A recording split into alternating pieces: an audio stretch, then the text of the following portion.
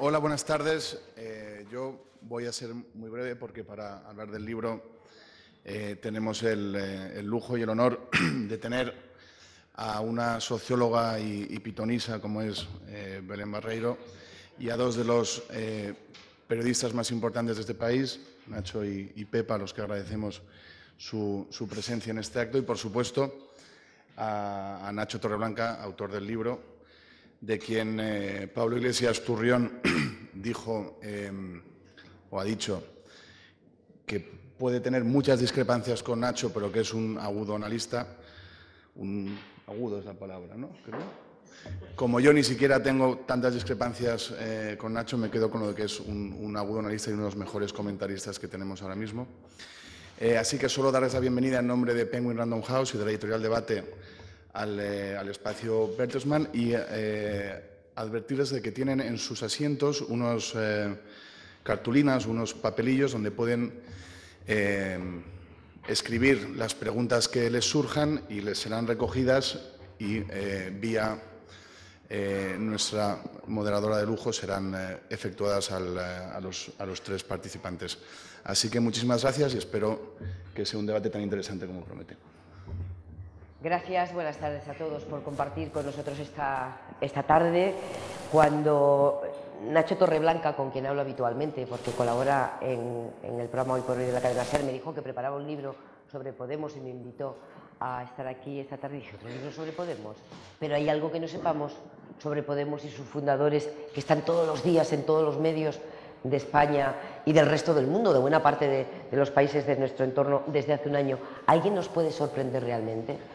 Cuando finalmente me hizo llegar el libro, pues sí me sorprendió, porque es un libro útil, necesario, imprescindible. Pensé que era el libro que yo como periodista necesitaba tener para, primero, tenerlo todo claro y recopilado, para leerlo de tirón, que se lee muy bien, o para consultar por partes, ¿no? O para recomendar a los muchísimos periodistas extranjeros que permanentemente nos preguntan sobre Podemos, a los que estamos aquí, sobre cuestiones concretas, sobre quiénes son, de dónde vienen, por qué han tenido un éxito tan rápido, de qué se alimentan y hacia dónde pueden ir. Todas esas preguntas que de una manera fragmentaria han estado en la prensa a lo largo de este año están resueltas científicamente y, como decía Miguel, con la capacidad de análisis y el rigor que tiene Torreblanca. Yo a estas horas de la madrugada me escribo lo que digo, aunque luego lo siga regularmente, por si me despisto, porque, como saben, mis horarios son muy canallas. Entonces, es un libro que permite una aproximación muy profunda a Podemos, sin ningún tipo de prejuicios, que hace a alguien contemporáneo de los impulsores y promotores del fenómeno, eso se nota enseguida, pero con absoluta libertad y capacidad crítica. Y eso se agradece mucho a lo largo de todas las páginas. De todas las páginas en las que se encuentra uno, desde cuáles son las condiciones objetivas que hicieron posible que se daban en España la aparición de Podemos, ¿no? Dice Torreblanca, solo un vistazo a la fría estadística, la caída de la riqueza, del PIB, los datos del paro, la huida de los mejores formados, nos lleva a la conclusión de, pero ¿cómo no surgió antes? ¿Cuánto tardó en surgir algo que intentara dar respuesta a esa realidad? En ese sentido, el libro también es un buen recopilatorio de los estragos de la crisis en España.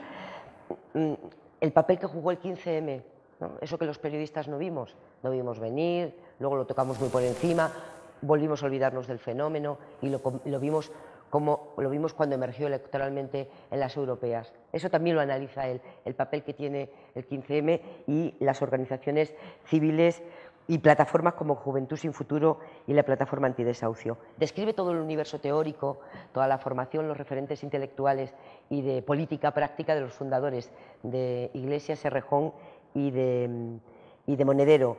Hay una frase muy rotunda, está llena de frases de esas que en algún momento han dicho y que se te han escapado y que acudes a internet y dices, verdad, pues si dijeron esto, ¿no? La televisión es a la política contemporánea lo que la pólvora a la guerra, ¿no? Dice Pablo Iglesias. Y eso le sirve a Torreblanca para explicar que es un partido que nace en un plató de televisión y se explica y se cuenta con detalle desde las acciones en la Facultad de Políticas que se grababan y se difundían en la red, a La Tuerca, a Foro Apache, a su intervención en las tertulias de la derecha más ultra, el salto a las tertulias de la televisión generalista y ahora un asunto que sigue de actualidad, la foto de Pablo Iglesias en la papeleta, que permitió a muchísima gente identificar a quién estaba votando en las europeas y que Ada Colau va a hacer en Barcelona. Y entonces, con esa pólvora contemporánea para la guerra, que es el formato televisión, el formato 16:9, va analizando todos esos conceptos que hemos incorporado con absoluta naturalidad, como si hubieran estado entre nosotros hace mucho tiempo, pero que en realidad hemos empezado a escuchar hace poco, ¿no? La superación del eje izquierda-derecha, el tostón de la izquierda, que recuerda, Nacho, que dice Pablo Iglesias, por esa izquierda esencialista y que por defender las esencias probablemente renuncia a transformar la vida de las personas tratando de ganar, porque también se analiza esa necesidad de la victoria a la que se adapta cualquier ética, ¿no? La ética adaptada a la necesidad de victoria. Que no le gusta perder ni a las chapas, ¿no? Dice Pablo Iglesias, si tú lo recuerdas, o esa especie de revisión de palabras y conceptos como soberanía, patria, que teóricamente habían estado secuestrados por la derecha y que los de Podemos reinterpretan y utilizan de nuevo y ha acabado formando parte del lenguaje político en este momento. Y por último, yo no me voy a extender más porque si no reviento el libro, hay muchas otras cosas. Pero hay una reflexión que a mí me resulta muy consoladora, porque a lo largo de todos estos años de crisis primero y con la aparición de Podemos y los nervios que hubo en toda España a raíz y en todos los órdenes de la vida pública a raíz de su éxito en las elecciones europeas, Nacho dice, España no es diferente, España no está condenada a reinventarse cada poco tiempo, a tirar a la basura los logros, a los del 98, a los del sentimiento trágico de la vida, no. La irrupción de Podemos forma parte de la normalidad en España. Ha llegado tarde aquí lo que es la crisis de la democracia representativa que ha adquirido distintas formas en los países de nuestro entorno. A mí esa tesis que él desarrolla me resulta muy consoladora porque estaba muy abrumada por los del sentimiento trágico de la vida. Otra vez vamos a tirar por la borda lo conseguido y vamos a partir de cero. El libro es muchas más cosas que esto que yo cuento, pero esto que cuento desde el punto de vista de un profesional de la comunicación, que es lo que yo soy, es muy útil y como ciudadana para acudir a cosas concretas que me llaman la atención y que no tengo claras y para encajar en el día a día de la actividad de Podemos, me han resultado muy eficaces, muy fácil de leer y muy eficaces. No es para vender el libro, yo no tengo que venderlo, lo va a vender él, pero de verdad que ha sido así, porque el primer asombro fue que voy a leer que yo ya no haya leído. Bueno, aquí está ordenado, con metodología y de una manera científica.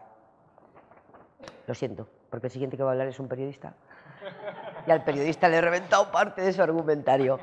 Va a haber una intervención inicial sobre el libro y a continuación abriremos un debate sobre sus contenidos con ellos y, como decía Miguel, luego podrán intervenir ustedes. Como saben, Ignacio es uno de los mejores periodistas de este país, director del diario.es y un periódico que ha seguido muy de cerca la evolución, el nacimiento y la evolución de Podemos. Gracias, Pepa. Sí es verdad que nosotros fuimos de los primeros medios en el diario.es en informar de Podemos, pero primero me pasó una cosa que también te pasó a ti, que cuentas en tu libro. En el prólogo explica una anécdota que le pasó una vez cuando estaba trabajando con otros politólogos que hicieron una porra sobre las elecciones y acabaron ganando la secretaria, ¿no? Dejando en gran evidencia la capacidad de los politólogos para pronosticar el futuro político, ¿no? Y él dice que no se atreve a hacer pronósticos sobre dónde va a acabar Podemos y qué va a conseguir. A mí me pasó una cosa parecida. La primera vez que vimos el proyecto de Pablo Iglesias en la redacción hablamos, ¿y esto dónde crees que va a llegar? Dice, bueno, 0 o 1 diputados, eurodiputados, evidentemente fracasamos todos.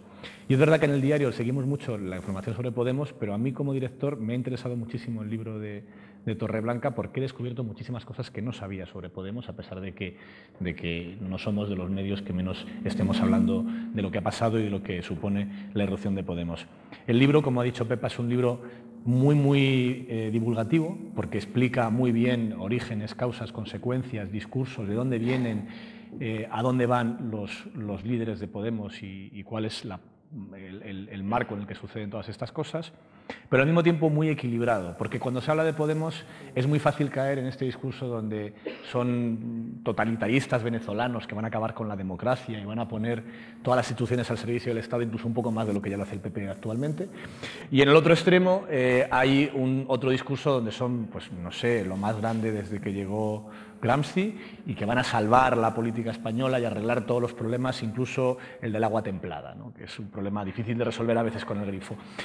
Yo creo que entre los dos extremos hay muchos grises y muchos claros y Nacho los explica muy bien cuál es el caldo. A mí me ha interesado muchísimo, porque no era tan consciente y además está muy bien documentado, cuál es el caldo ideológico donde beben cada uno de los fundadores, que es muy distinto. No es lo mismo los orígenes italianos y la pasión por Negri de Pablo Iglesias con la parte venezolana y todo lo que eso implica de Monedero, con todo lo que aprende Errejón y que su tesis que él analiza muy bien en Ecuador, de cómo en Bolivia, de cómo Evo Morales consigue llegar a la presidencia del gobierno. Y todo esto en un texto que está tremendamente bien escrito. Yo lo he disfrutado mucho leyéndolo porque está lleno de anécdotas, lleno de frases interesantísimas. Lo tengo entero subrayado con un montón de cosas que algún día usaré en otros artículos porque hay frases geniales. Por ejemplo, cuando habla Errejón para explicar que las palabras en política son como colinas en una batalla y que tomar las palabras y que castas sean ellos y arriba y abajo seamos nosotros, es tan importante en la política actual como tomar las colinas en una guerra antes de las trincheras. Y el libro termina, y con esto quiero terminar mi primera intervención porque vamos a hablar mucho entre nosotros después y será seguro más interesante, con una pregunta sin respuesta, a la que yo tampoco tengo respuesta todavía, que es si estamos, que es la gran pregunta que te hace todo el mundo cuando hablan de Podemos, ¿no? Si estamos ante unas personas que vienen claramente de la izquierda muy izquierda, que se han moderado, como han hecho por otra parte muchísimos líderes políticos en nuestra historia, o si por el contrario son lobos con piel de cordero que en el momento en que consigan gobernar van a abandonar todos estos ropajes de moderación en lo que están últimamente y van a intentar programas maximalistas, ¿no? Y es un debate interesantísimo en el cual tú no tienes una respuesta clara y yo tampoco la tengo. Y creo que es la principal incógnita que tendremos si algún día Podemos, como parece, llega a tocar algo de gobierno en ayuntamientos, autonomías, gobierno nacional. Y es la gran pregunta que queda sin respuesta. Entre las muchas crisis, ¿no?, que estamos viviendo y padeciendo, la confluencia de la tormenta perfecta debajo de la que estamos, hay una gravísima, creo yo, de las ciencias sociales. Si los economistas predicen el pasado, si los politólogos no nos dicen quién va a ganar las elecciones, los periodistas no debemos llegar a ese fenómeno si nos enteramos cuando están acampados en la Puerta del Sol. Desde luego, el tema de las ciencias sociales es para revisar, ¿no? Somos todos irresponsables. Y efectivamente, la única que se salva es Belén Barreiro. Y así empieza, en buena medida, el libro de Nacho, porque lo hemos podido comprobar quienes hemos estado cerca de ella, el sufrimiento que le provocaba además ir contracorriente, porque todos decían, ¿pero qué dice Belén? ¿Qué dice Belén? Belén, como se señala en el libro, en julio del 2012, es el artículo en el que hacía una ficción proyectada al futuro de lo que pasaría hipotéticamente en junio del 2016, ¿no? Bueno, pues a fecha de hoy puede parecerse muchísimo, y los que hemos ido viendo con ella la evolución de la sociedad española es la que anticipó la tendencia, ¿no? Aquí había algo que empezaba a moverse mucho antes de que apareciera Podemos. Así que, en calidad de la única representante de las ciencias sociales que merece algún crédito, ¿qué te ha parecido el libro?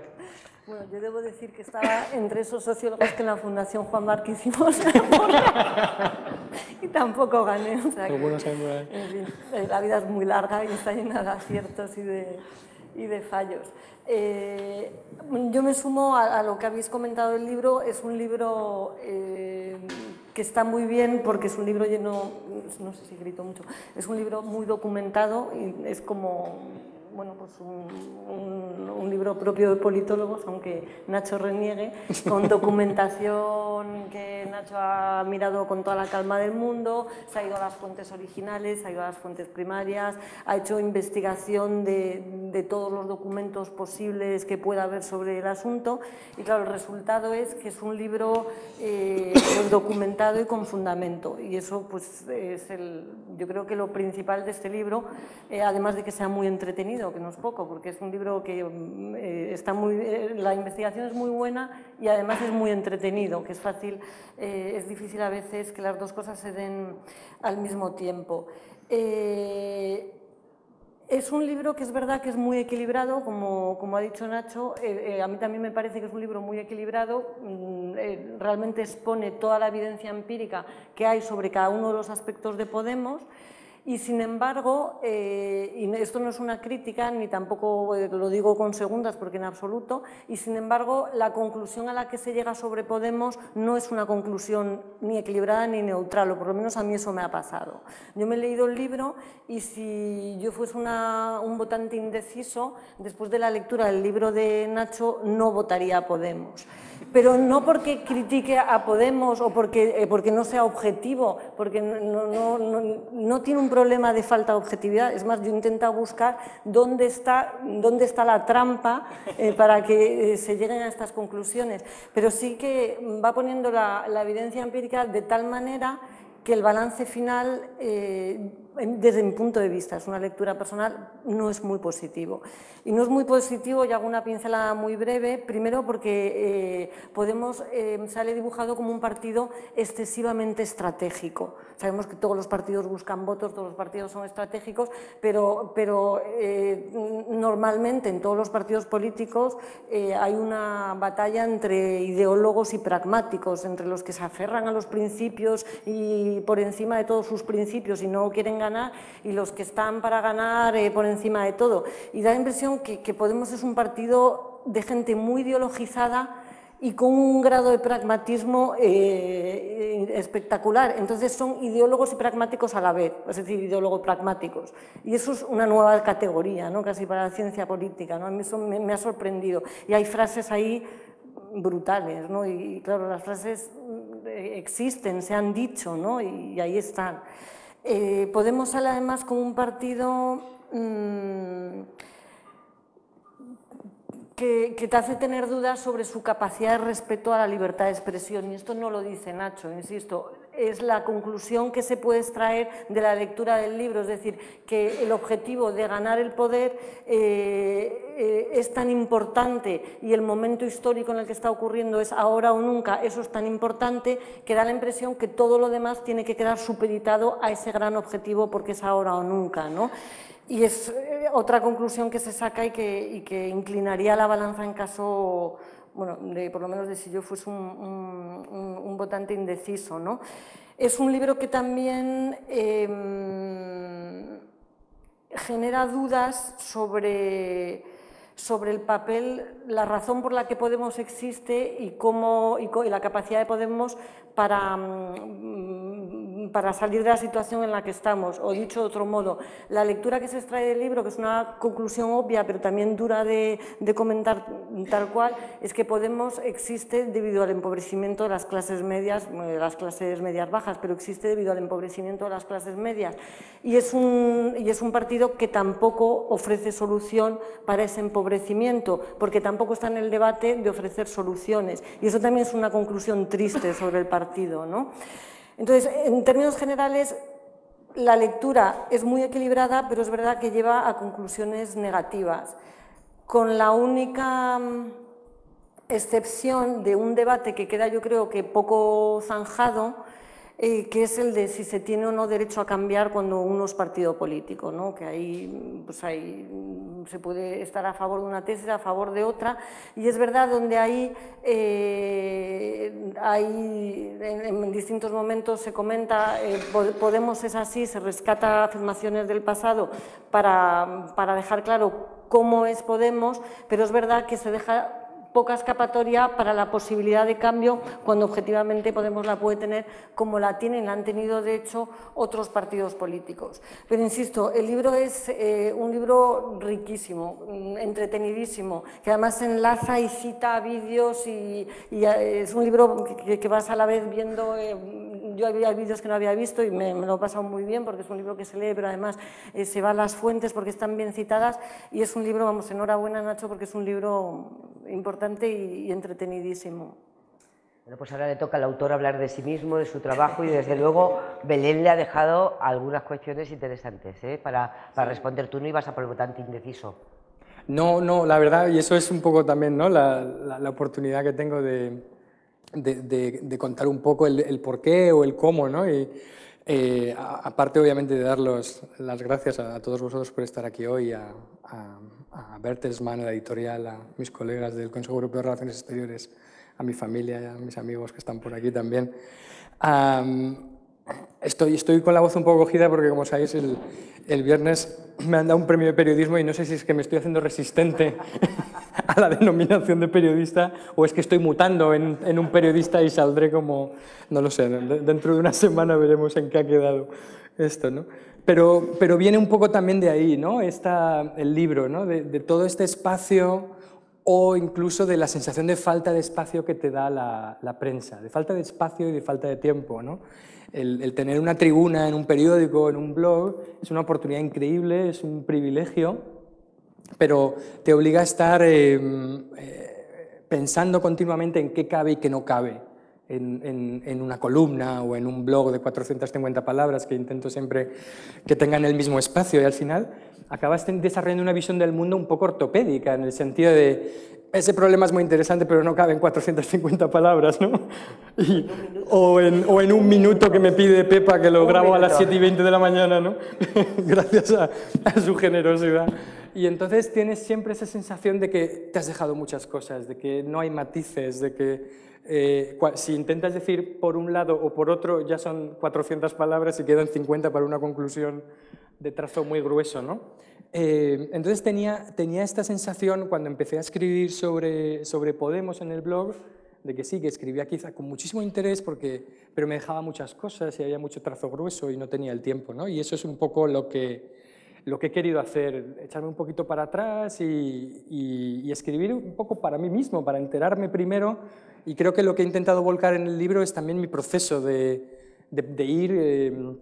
Solo hay una pequeña trampa en el libro y es que el primer capítulo está escrito al final, pero porque sabía lo que quería decir, pero los demás sí que han sido un poco el proceso mío de investigación y ir encontrándome con todas estas cosas y yo mismo me iba también sorprendiendo mucho, ¿no? Y también, obviamente, he discutido conmigo mismo mucho sobre esta cuestión de la objetividad, ¿no? Sin saber exactamente qué es lo que estaba haciendo, ¿no? Y al final la decisión que tomé es que no iba a ser objetivo, sino que iba a escribir lo que yo veía, lo que yo quería sacarme de dentro, pero sobre todo quería evitar una pregunta. ¿Es a favor o en contra? ¿No? Porque hemos reducido todo a la favor o en contra. No solo digo en el periodismo, que vive en los espacios muy justos, sino en el debate a veces más amplio, ¿no? Entonces, el otro día también un periodista me contó esta anécdota, ¿no?, de lo que le pasa, que dice, estoy haciendo un reportaje sobre las prospecciones petrolíferas en Canarias. Y entonces la pregunta del interlocutor fue, ¿a favor o en contra?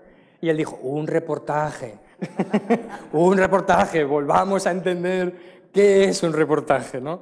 Y entonces pues mi respuesta aquí es, ¿este es un libro a favor o en contra de Podemos? Y dice, un libro, ¿no? Pensemos que un libro es un espacio para debatir. Las conclusiones que cada uno quiera partir de la información, ¿no? Es verdad que hay partes que pueden llevar a un lado. Bueno, creo por otra parte que Belén sabe perfectamente que ningún partido político resiste un libro de 270 páginas, menos como orientación para el voto, escrito por probablemente cualquiera de los presentes, ¿no? O sea que si ese lector indeciso de Podemos puede leer algunas de las obras de Belén también sobre el PSOE.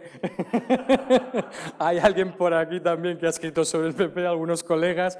Creo que ningún partido resiste el análisis, ¿no? Solo se puede escuchar los mensajes de campaña y poquito tiempo y ya está, ¿no? O sea que hay un debate de fondo que yo creo que es muy interesante, que Nacho lo ha citado, tú también, y tú también, Belén, que es qué pasa después, cómo cambias. Podemos tiene un gran inconveniente y en eso yo creo que hay que ser generoso con ellos, es que nunca nadie ha llegado a la política de una forma tan transparente en cuanto a sus ideas originales. No había redes sociales ni medios de comunicación, hasta esos extremos no había blogs, no había vídeos. No sabemos lo que pensaba Suárez en el año 77 hasta el punto y hasta el detalle, o en el 62, o etcétera, ¿no?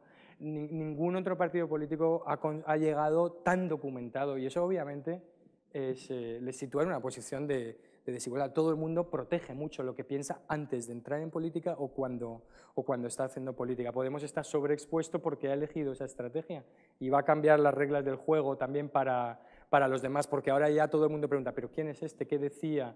Y si no tiene un pasado es un problema, cuando antes no tenerlo es lo mismo. Y luego también había un debate de fondo que yo creo que había que sacar, que lo discutiremos luego, que es la acusación, la polarización del debate, es populista, no es la crispación, todo esto, ¿no? Y entonces yo creo que ahí era un sitio donde me apetecía mucho entrar. Y termino esta primera, o sea, me he sentido, digamos, esto, ¿no? impelido a hacerlo, atraído por esta cosa que el propio Pablo Iglesias declaró, de ocupar la centralidad del tablero político y decir, bueno, qué distancia más grande desde en tan poco tiempo. Hay otros partidos que han hecho distancias igual de grandes, pero muy poca gente lo ha hecho en 14 o en 18 meses desde sus posiciones hasta intentar llegar al centro del tablero político. Si eso es cierto o no lo es, podemos discutirlo, ¿no? Pero me ha pedido Pepa también que explique brevemente por qué asaltar los cielos. ¿Por qué asaltar los cielos? Porque el título, aunque pueda ser obvio para mucha gente, pero debo reconocer que para mí también ha sido un descubrimiento. Estaría en el bar de la facultad, como tantos otros aquel día, cuando nos explicaron la Comuna de París, supongo, pero he retornado, ¿no? a la historia. Bueno, sabéis que Pablo Iglesias lo dice en Vista Alegre en octubre de 2014, para justificar la decisión de no aceptar propuestas alternativas, de hacer una lista cerrada, es cuando se empieza a imponer un poco la maquinaria mayoritaria frente a la posición más abierta o democrática o deliberativa dentro de Podemos, y dice, lo del cielo no se toma por consenso, sino por asalto, ¿no? Que es la idea de tenemos que ser eficaces, ¿no? Entonces, realmente es verdad que asaltar los cielos está en el documental sobre Trotsky, está en las memorias en la biografía de Irene Falcón sobre Dolores Ibárruri. Es una referencia clásica de la izquierda, ¿no? Pero yo no recordaba de dónde venía y efectivamente es una frase que Marx escribe a su amigo el doctor Kugelman observando la insurrección de los comuneros de París en 1871. Van a perder, todos lo sabemos, lo que están haciendo es una locura, van a ser derrotados y masacrados, pero el experimento de la Comuna de París, como tantos otros acontecimientos en la izquierda, no debería ocurrir según los manuales, porque según los manuales del marxismo, prácticamente las revoluciones han ocurrido siempre en sitios donde no tenían que haber ocurrido porque no se daban las condiciones objetivas. Marx observa que en la Comuna de París no se dan las condiciones objetivas y desaconseja el alzamiento, pero no le hacen caso y van adelante con el alzamiento, que por cierto acaba con un baño de sangre, con un cálculo solo entre fusilamientos y combates de más de 20.000 personas, pero es la experiencia, como recordáis, icónica de la democracia, ¿no? Marx escribe a Kugelman alabando el heroísmo de los obreros parisinos, valientes hasta la locura, dispuestos a tomar el cielo por asalto. Y alabando el hecho de que no solo tiene que haber condiciones objetivas para una revolución, sino pueden suplir esas condiciones objetivas el heroísmo y el valor de la gente. Lo divertido es que la frase original viene de la novela, de la obra poética de Schiller, de Hölderlin. Aquí fue además, como coincido en los lunes por la noche en la radio con el programa cultural de Radio 1, estaba allí Gonzalo, y me dijo, no, tienes que buscar la referencia de Hiperión y ver la frase exacta en el capítulo 14, Gonzalo Ujidos, tienes que buscar la frase exacta en el capítulo 14 del libro primero de la obra de Hölderlin, cuando Y Perión se dirige a su amigo Belarmino y le dice, cuando contemplo la vida, la cita es bastante triste, pero bueno, cuando contemplo la vida, ¿qué es lo último de todo? Nada. Cuando me elevo en el espíritu, ¿qué es lo más elevado de todo? Nada. Pero cálmate, corazón, estás desperdiciando tus últimas fuerzas. Tus últimas fuerzas. Y tú quieres asaltar los cielos, ¿no? Lo divertido es que Marx era un romántico en el fondo y que por lo tanto el marxismo necesitaba algo de romanticismo y como buen marxista alemán era más alemán que marxista al final y por supuesto leía todo el romanticismo y se conmovía leyendo Hiperión, ¿no? Y esa es en el fondo quizá la sospecha sobre qué pasará. Podemos abrir el debate sobre qué pasa en el futuro de cuando el marxismo y el romanticismo se enfrentan, quién gana, ¿no? Sobre todo Pero acaba mal. Es la conclusión tanto de Marx como de Hölderlin. O sea que venimos del romanticismo alemán para acabar en el hiperpragmatismo del que hablaba Belén Barreiro. Yo creo que el debate debemos abrirlo con ¿de dónde viene? ¿Qué explica esto? Porque en el libro se apunta lo que decía, la situación política, económica española, ¿no? La crisis económica, la pérdida real de riqueza, el empobrecimiento de la clase media, el empobrecimiento de los que ya eran pobres y que esos les toca siempre padecer todas las crisis, pero que esta de repente les pasa factura a capas de la sociedad que creía que ya no le iba a tocar nunca más y que estaban instaladas en el estado de bienestar. El empobrecimiento, la crisis política, la crisis institucional. ¿Qué pesa más, a tu juicio, Belén, para explicar la aparición de ese fenómeno, de esa tendencia que tuviste venir antes que nadie? ¿Qué pesa más de toda esa realidad? Pues es difícil saberlo, pero yo creo que pesa más la crisis y la desigualdad y pobreza que genera. Lo creo porque creo que hay contextos de corrupción y ha habido contextos de corrupción en España en otros momentos que no han tenido esta capacidad de sacudida que está teniendo el momento actual, ¿no? de surgimiento de nuevos partidos y de que surja un nuevo partido como Podemos.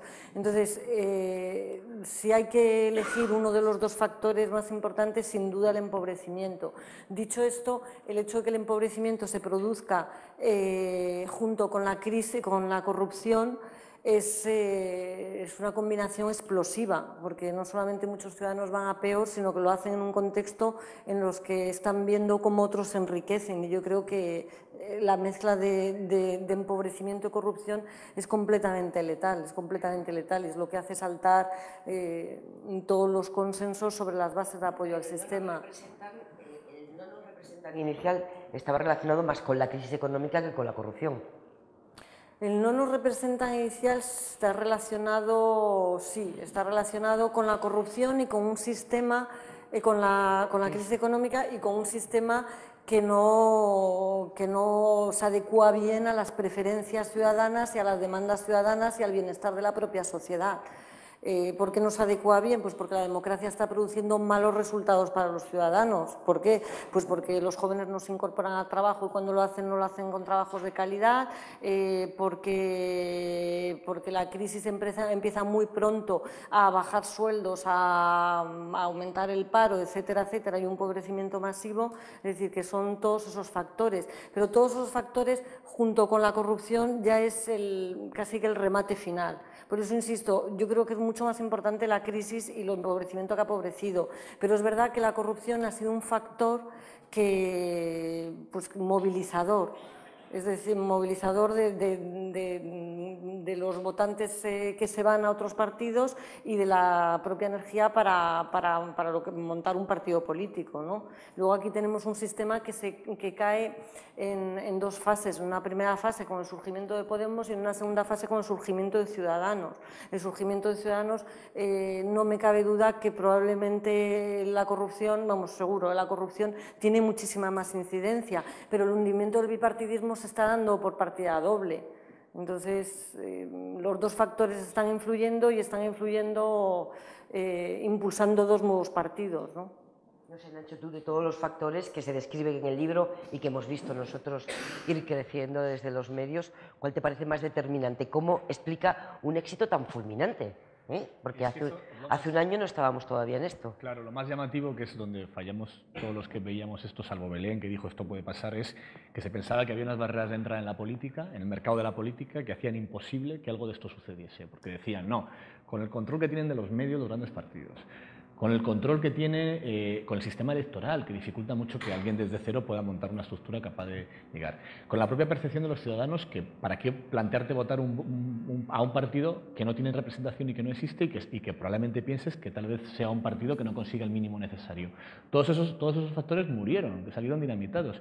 Y yo creo que hay entre todos ellos hay dos casos de corrupción o dos momentos de corrupción que yo creo que son claves. Uno es Papeles Bárcenas, que además, cuando miras las series históricas de las encuestas, y eso Belén lo sabe mucho mejor que nadie de nosotros, ves cómo de repente ahí se hunden las perspectivas de voto de los dos grandes partidos, no solo del PP, también del PSOE, en intención directa de voto caen los dos muchísimo, enero de 2013, y luego el momento en el cual Podemos pasa de ser un partido con un buen resultado en las europeas a ser de repente la última Coca-Cola del desierto es cuando explotan las tarjetas black, que además es como la representación en formato caso de corrupción del discurso de Podemos.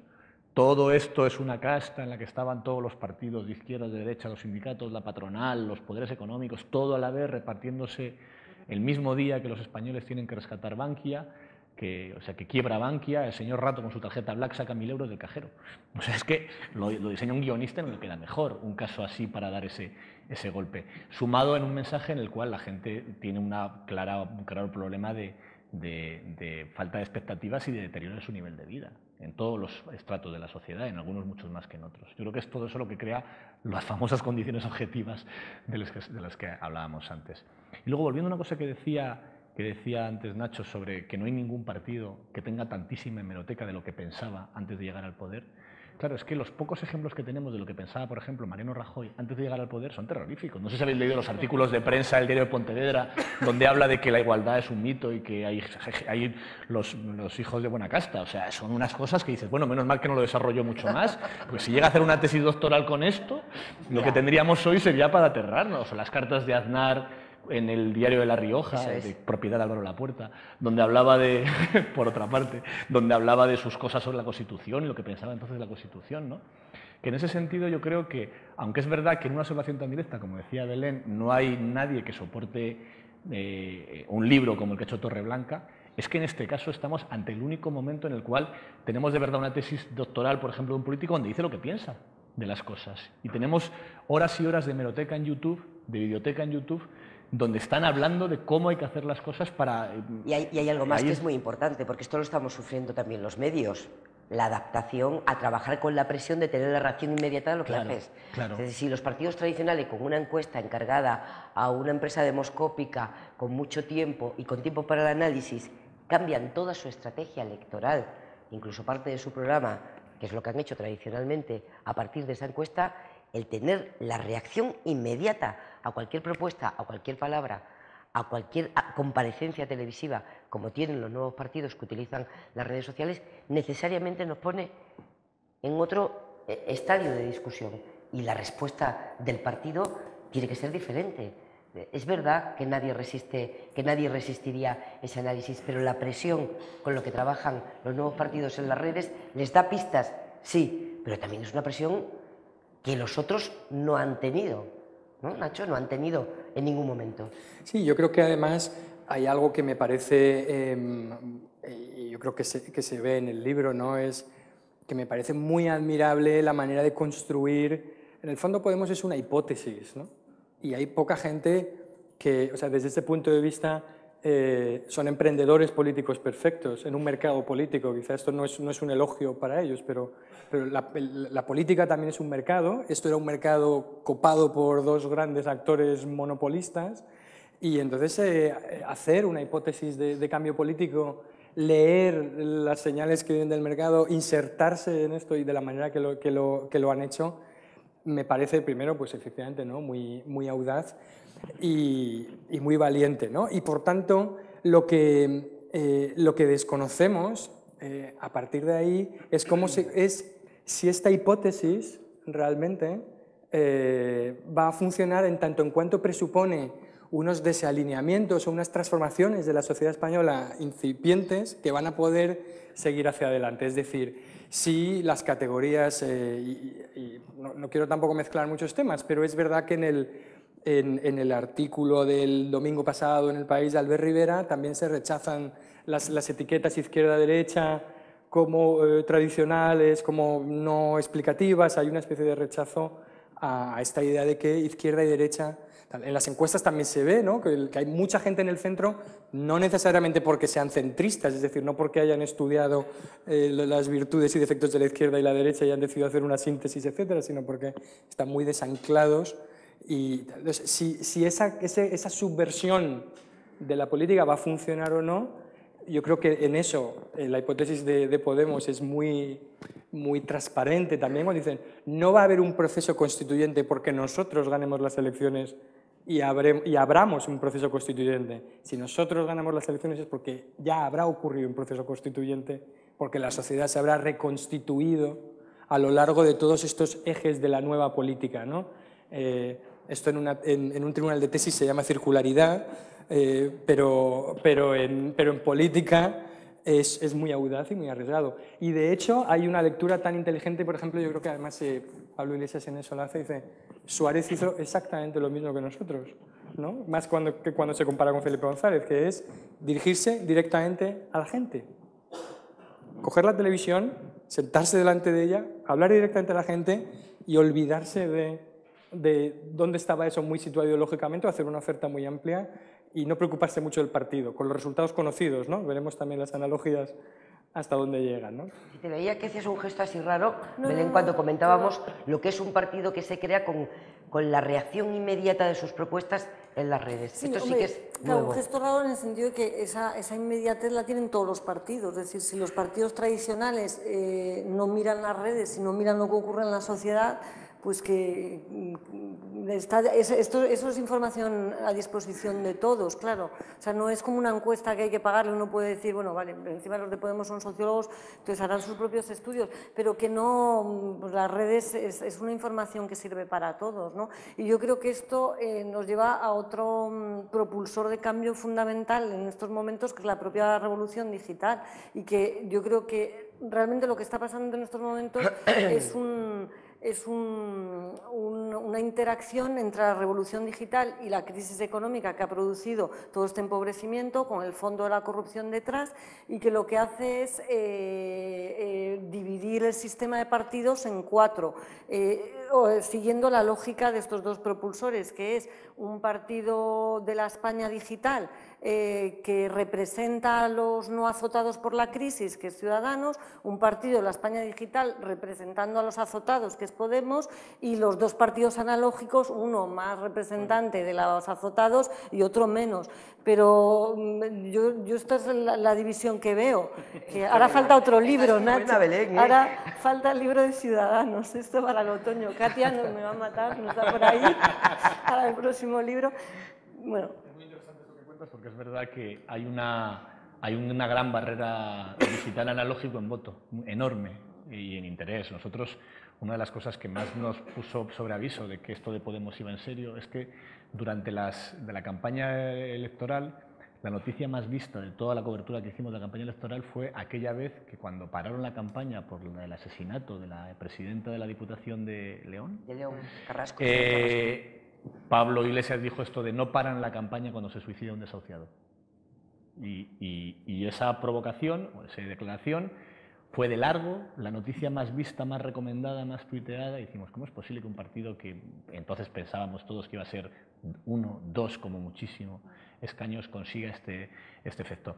Y no era un problema que evidentemente podía existir de que el diario tuviese un sesgo de votantes determinado. Hablabas con el Huffington Post, con Monse Domínguez, te decía exactamente lo mismo. Hablabas con los compañeros del País.com, te decían lo mismo.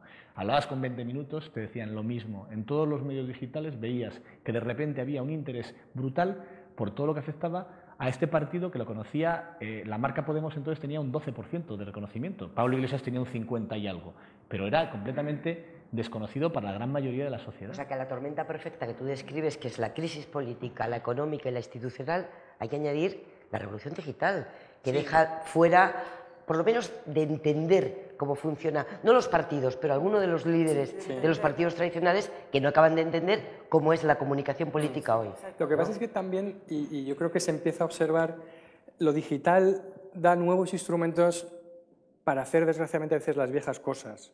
Es decir, que el hiperliderazgo estaba ya antes ahí, como un defecto de las democracias.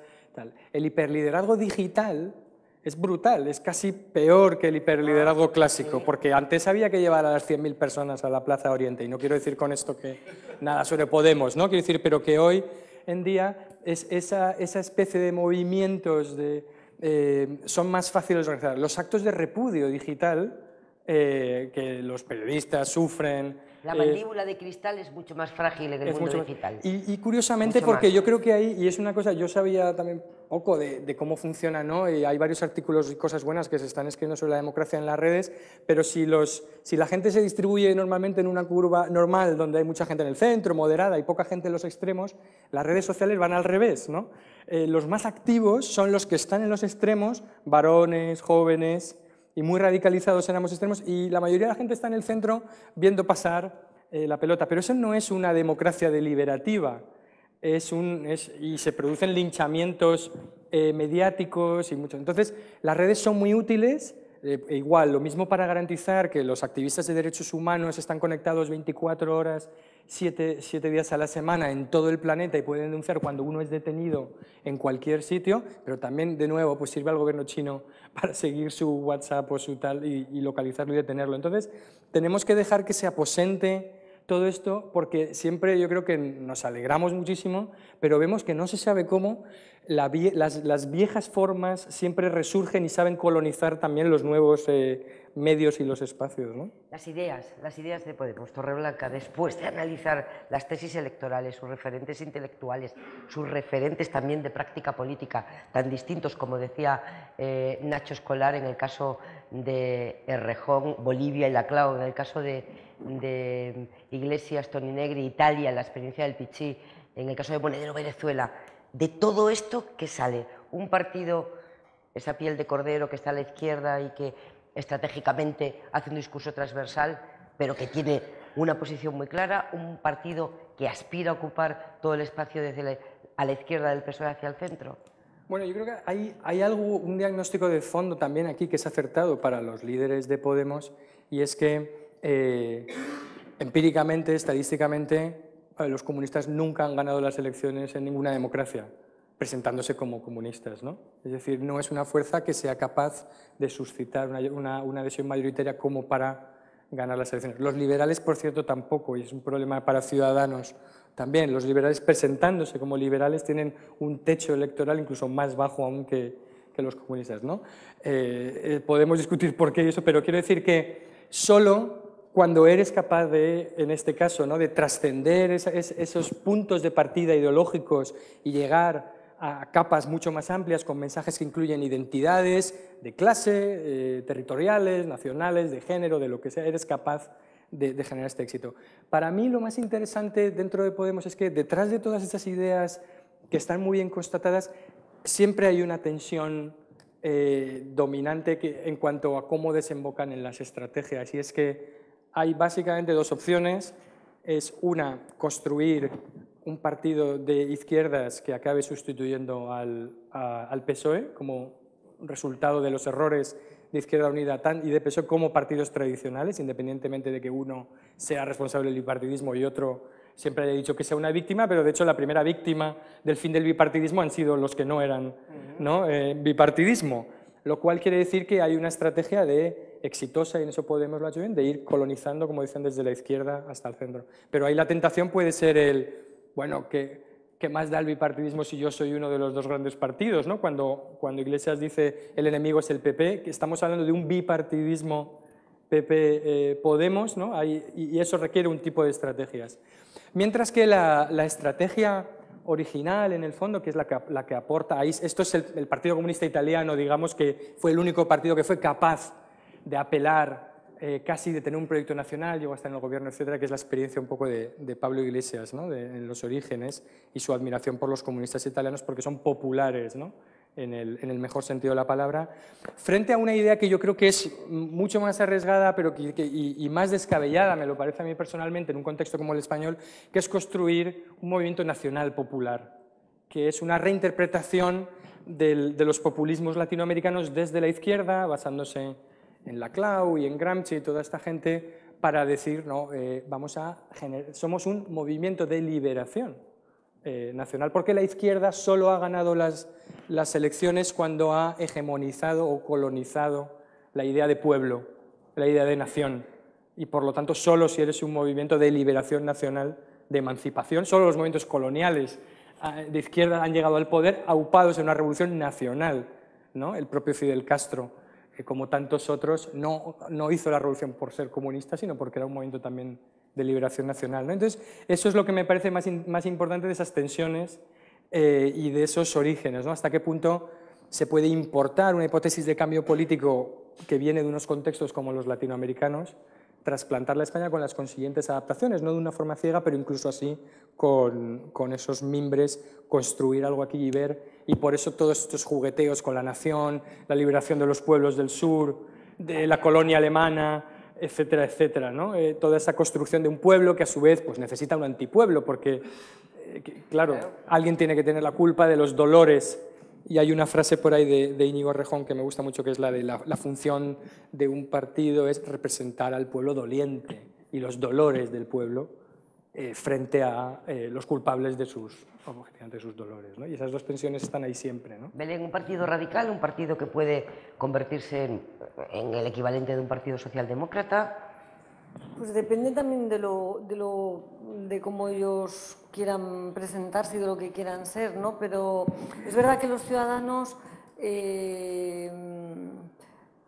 pues por un lado, Podemos aparece como un partido muy camaleónico, en términos medios le colocan muy próximo a Izquierda Unida, pero luego cuando se ven los datos desagregados, pues si eres más de centro le colocas más en el centro, si eres más de izquierda más a la izquierda. Entonces es un partido como que cada grupo de electorados van colocando como quieren, ¿no? Entonces yo ahí tengo, el libro en ese sentido te da unas claves muy importantes con respecto a esos orígenes ideológicos, pero yo tengo mis dudas si se coge lo que nosotros sabemos de Podemos sin haber leído el libro de Nacho ni haber tenido toda esta información. Lo que es Podemos es un partido que tiene unas apuestas genéricas muy claras, que es combatir la desigualdad, las injusticias sociales, la pobreza y la corrupción, todo a la vez. Bueno, pues unos objetivos compartidos por el 99% de los ciudadanos, es decir, que en su fase inicial Podemos surge con unos ideales, porque tampoco eso se puede llamar un programa, que es el que yo habría hecho desde luego si me dices haz un partido a medida para presentarse a las europeas, cuál es el discurso demandado que canaliza el descontento. Pues yo habría hecho algo parecido a lo de Podemos, esto sin conocer los orígenes suyos, ¿no? Y entonces yo no sé cuánto pesa todos esos orígenes, cuánto pesa el hecho de que ellos son sociólogos y entonces hacen pues, un diagnóstico pues, que es que coincide tanto con el mío. Yo recuerdo que escribí un artículo que se llamaba Consensos rotos y luego he visto que Podemos habla de los consensos rotos.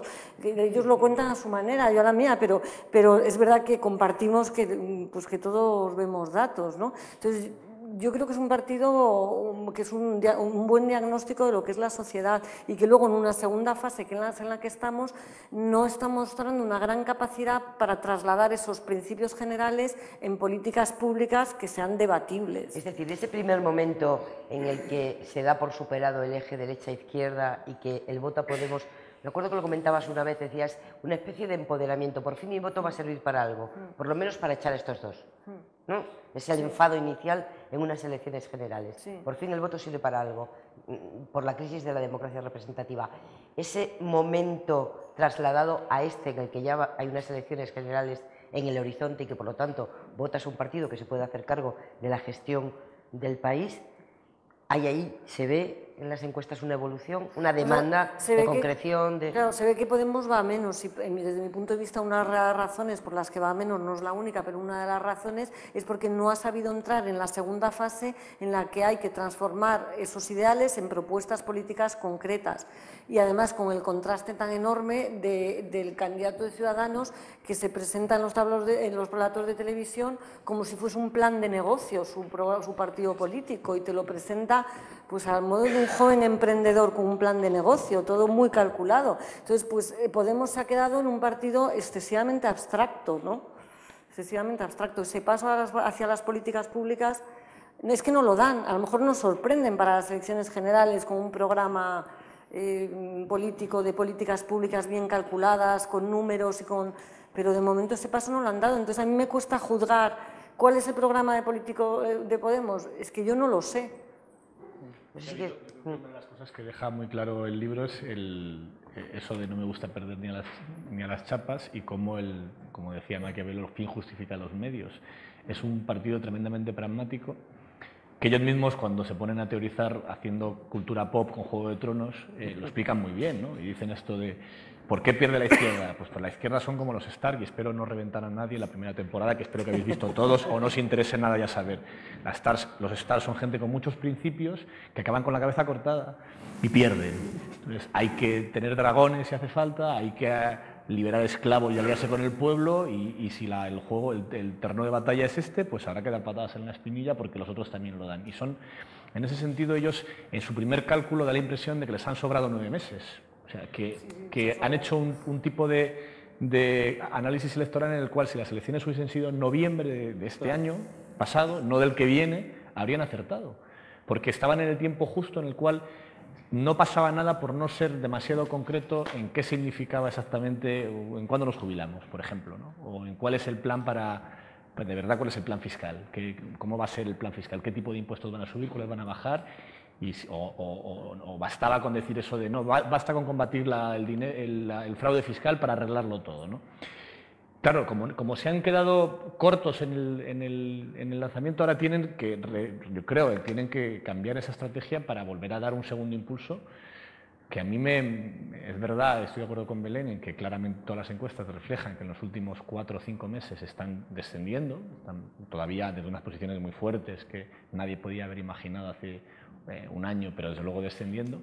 Pero esto da tantas vueltas que está por ver si van a ser capaces de cambiar ese rumbo o si siguen descendiendo, ¿no? Porque además había, sobre todo con Podemos, en los primeros meses, había unas ganas de profecías autocumplidas por parte de la prensa a la hora de analizar cada media décima que perdía Podemos, que mucha gente interesada en decir vamos a convertir esto en un soufflé como el catalán, una metáfora muy parecida, ¿no? Porque también con los resultados que se está viendo en Cataluña al respecto de considerar esto con cosas que suben y bajan muy rápidamente y desaparecen, y que desde luego yo creo que no va a ser así, ¿no? Que no va a desaparecer tan rápidamente como algunos hubiesen podido desear hace unos meses. Quédate con el uso de la palabra porque enseguida voy a pasaros las preguntas que nos llegan de la sala, pero sí que me interesa que Nacho Escolar abra el siguiente tema de debate. Es decir, no sabemos en qué va a quedar esto, qué va a ser de Podemos en el futuro inmediato, si va a ser una primera fuerza, una segunda, una tercera, una cuarta, en un tetrapartito en España, pero sí sabemos lo que ya ha provocado. Es decir, un efecto regenerador porque ha obligado a los demás a moverse, o un efecto negativo porque ha traído inestabilidad política y fragmentación en el Parlamento y por lo tanto puede haber un problema de gobernabilidad. A mí el problema de inestabilidad política me preocupa muy poquito. De hecho, prefiero problemas agradables como los de Dinamarca, donde tienen que estar pactando y esas cosas, que mayorías absolutas de rodillo, ¿no? Y sí que creo, y de hecho eso va a ser, curiosamente, va a obligar a consensos. A pesar de que Podemos habla poco de los consensos y va a obligar a muchos consensos, en el sentido de que un Parlamento mucho más fragmentado, como inevitablemente vamos a ir, obligará a coaliciones, alianzas, a pactos, y los pactos, aunque tengan muy mala prensa entre los ciudadanos muchas veces, porque se los considera algo como muy inestable, los tripartitos peligrosos, no son nada malos, al revés, es el intento de buscar una alianza entre mucha gente, aunque piensen distinto de ti, gobernar para todos, que es como debería de ser la política, no gobernar para tus votantes exclusivamente, sino para la mayor parte de los ciudadanos posibles.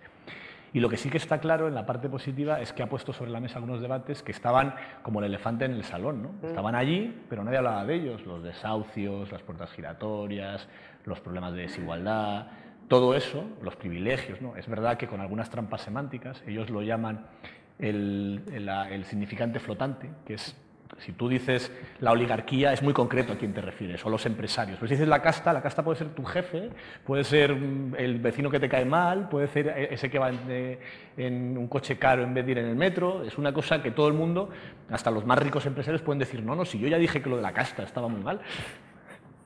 Y eso, evidentemente, ha sido muy hábil, ¿no? Pero es verdad que ha provocado también algunas cosas concretas que yo creo que no hubiesen pasado de la misma manera sin ellos. Por ejemplo, la semana de las tarjetas Black hubo una una carrera entre todos los políticos de Madrid para echar a sus tarjeteros. Yo creo que esto no hubiese sucedido antes. De hecho, hay 1000 casos de corrupción similares donde no ha pasado eso, donde este nivel de exigencia que de repente... algún partido está padeciendo ahora el resultado de aquella cabalgada. Sí, también, cierto. Que ahora de repente se encuentran con que se han ido tan lejos, vamos el imputado se va y ahora de repente tienes un gobierno en Andalucía pendiente de todo eso, ¿no? Exactamente. Pero eso sí que provocó en el tema de la contundencia contra la corrupción, provocó que subiese el listón, que a mí no me parece mal, porque la verdad es que estaba muy bajo últimamente, respecto a qué tipo de conclusiones, qué tipo de responsabilidades políticas que no penales obliga cuando sale un caso de corrupción. Y luego, en la cuestión de los desahucios, yo creo que no es mérito suyo, porque eso fue mucho antes la paz, que es un fenómeno que también bebe de ingredientes similares y que ahora en parte confluye en Barcelona con Ada Colau, la que consiguió esto, que es un debate que existía, que era terrorífico, de repente convertirlo en un gran problema nacional donde hay un consenso. Un 90% de gente es una locura que en un país que ha nacionalizado miles de pisos vacíos haya gente que tenga que irse a vivir bajo un puente. Bueno, pues yo empiezo ya a dar paso a preguntas de la sala. Raúl de Cabo de Gata, no sé si es apellido o Patria. O Patria. Si es Patria es estupenda. Y si es apellido, es Patria. No me extraña que haga Patria. Según tu libro, ¿en Podemos el fin justifica los medios o los medios se han convertido en fines? Bueno, qué buena pregunta, ¿no? Buenísima. Bueno, yo creo que hay algo ahí que está siempre en el fondo de todos los debates en política, ¿no? Y que es que la política tiene que tener su propia ética, ¿no? Y que no es exactamente la misma la que se aplica en otros contextos, ¿no? Pero también, por lo tanto, tiene sus propias reglas y el fin no justifica los medios, y todo ese discurso, ¿no? Yo creo que es sumamente interesante. Es difícil, o sea, para mí, desde luego, y hilando un poco también con lo que decía Nacho antes, lo veremos en la práctica cuando se tenga que tomar una decisión cuando no tienes todo el poder o cuando tengas todo el poder, da igual. Hay un momento en el que tienes que tomar decisiones y tienes que ser responsables por ellas. A mí, y yo creo que es un poco lo que decíamos, ¿qué va a pasar en el futuro? No me importa al final, me ha resultado muy curioso leer las motivaciones, ¿no? Pero creo que no importa tanto cuáles sean las motivaciones últimas, sobre todo porque sabemos que como diseñadores, como institucionalistas, y los constitucionalistas también coinciden en esto, las constituciones tienen que estar diseñadas sobre la base de que los seres humanos son malos y que por lo tanto el poder hay que repartirlo y hay que limitarlo y hay que dividirlo.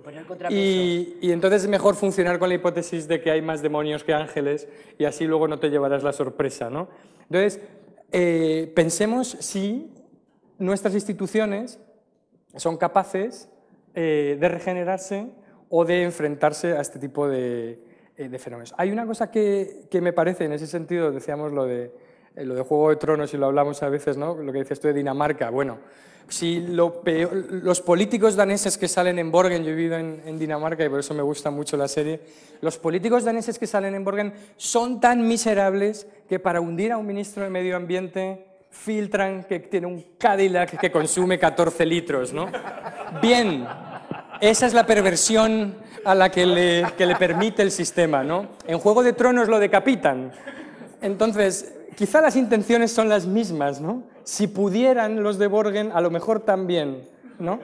Entonces, bueno, las reglas están para este tipo de cosas. Por lo tanto, para que los fines y los medios no los pueda decidir uno, sino que los decida el sistema. Y vamos a ir a una cultura de pactos, como decías, curiosamente con partidos muy maximalistas y poco pactistas, donde piensan que todo por debajo de todo es una traición. Y esto va a ser muy, muy interesante. Y algunos se deberían aplicar ya a hacer pedagogía, porque a la vuelta de la esquina van a tener que pactar después de municipales y autonómicas. Hablando de reglas, Pablo, que no nos pone origen, dice: la aplicación práctica del discurso de la hegemonía se puede ejecutar en un país descentralizado, parlamentario y en la Unión Europea, cosa que no ocurre en los países latinoamericanos. Eso es para el autor casi todo. Vale. Yo creo que, bueno, podemos tener la discusión también y estamos viendo los límites con los que se ha topado Syriza y tenemos discusiones muy interesantes sobre esto, ¿no? Yo creo que hay una hipótesis de cambio político en el sur de Europa que me parece que reproduce con demasiada literalidad la idea de la existencia de una estructura económica mundial, norte-sur, periférica, dependiente, etcétera, ¿no?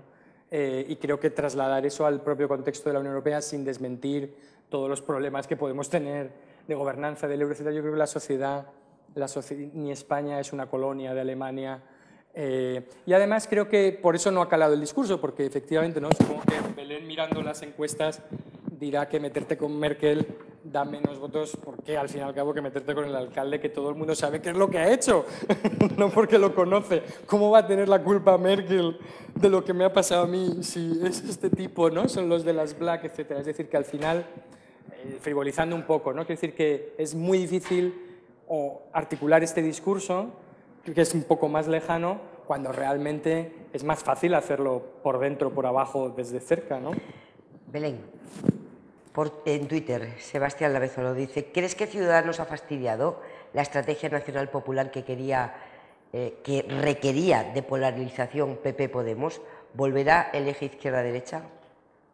¿Cómo era la primera parte? Claro, ¿verdad? que la aparición de Ciudadanos ha roto la polarización nacional popular, ¿no? Que requería el enfrentamiento PP-Podemos. Sí, la aparición de Ciudadanos y la propia evolución de la economía, porque cuando ha comentado Nacho Escolar antes que a Podemos le ha sobrado 9 meses, no puedo estar más que de acuerdo. Es decir, es que ya se les ha pasado el arroz, aunque tienen un suelo clarísimo y van a ser los que contribuyan a fragmentar el partido en 4, pero se les ha pasado el arroz en el sentido de que, así como hubo un momento que yo sí veía posible que ganasen unas elecciones generales en España, con la evolución de la economía, el momento se ha pasado. Y tan es así que en el libro de Nacho, a mí me ha producido me ha hecho gracia ver la cantidad de veces que ellos insisten, y ayer Pablo Iglesias volvió a insistir, en esta tesis de que es ahora o nunca. Esa es la tesis y por la que ellos articulan tal, claro, lo del momento histórico. Bueno, pues ese momento histórico ya ha pasado, porque la crisis ha dejado una España muy desigual, empobrecida, una parte de ella azotada, pero hay muchos ciudadanos que ahora quieren mirar con optimismo al futuro, entonces ya esa conexión no se produce. Pero no solamente por recuperación económica, que bueno, yo creo que todavía le queda mucho para que sea la mitad de lo que vende el gobierno, sino sobre todo por distancia. Es como un corredor que va a hacer, que se equivoca y corre 800 metros sin saber que la carrera dura 3000. Y da esa sensación, es decir, el tamaño, la onda del discurso, cómo estaba preparado y cómo funcionaba, era mucho más eficaz en corto, en ese tiempo, de lo que está siendo en largo. Lo que pasa es que esto da tantas vueltas y sobre todo es tan imprevisible la consecuencia de nuevos golpes de corrupción y el propio calendario de los golpes de la corrupción sobre la agenda política, que creo que está por ver todavía cuáles son las consecuencias reales para el Partido Popular, aunque eso es verdad que vaya a afectar mucho más a Ciudadanos que al propio Podemos, de lo que ha pasado esta semana con Rato, ¿no? Que de repente, cuando el mensaje es recuperación económica, le levantamos el vestido al milagro económico español y el santo va desnudo, ¿no? Bueno, desnudo no, va forrado de billetes. Entonces, eso hace que en un momento en el que tú estás intentando hablar de otra cosa, de repente vuelve otra vez el debate sobre la corrupción, la falta de ejemplaridad, la injusticia que supone que los preferentistas están así mientras mira este otro con este patrimonio repartido por todos los países exóticos del mundo, ¿no? Y alguno más. ¿Suazilandia dónde queda? ¿Alguien lo sabe? Pues Rato sí. Pues eso cambia mucho. O sea, yo creo que estando de acuerdo en lo del tiempo económico, creo que eso tiene algunos condicionantes. Terminamos, pero antes de pasarle la última pregunta al autor, le tengo que hacer una pregunta yo al autor. Lo privado, no lo íntimo, es político, ¿no? Sí, ¿no? Hay sobre todo de los personajes públicos. ¿Sí? ¿Lo privado es político o no? Sí. Sí. Bueno, pues te preguntan Me lo aquí. estaba temiendo. ¿En qué estás pensando para tu siguiente libro? ¿Quién me pregunta eso? Mara Torreblanca, 13 años. Creo que demanda atención. Sí, yo creo que el próximo libro va a ser sobre la paternidad responsable.